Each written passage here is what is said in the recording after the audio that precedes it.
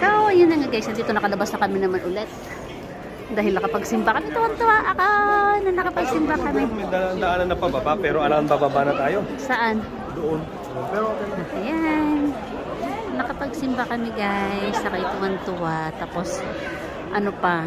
Fiesta pa ng Santa Rosa namin, ang aming patrona ng aming mahal na Villarreal. Ayan.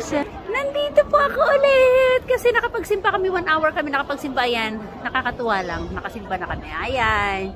Yun ang purpose na nakarating ka dito sa Montserrat. Nandito sa pinakatuktok ng bundok to. Malapit na kay Jesus. Charot. Ayan.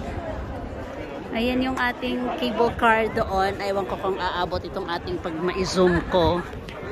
Ang daming tao ngayon dito. Ayan. Ayan.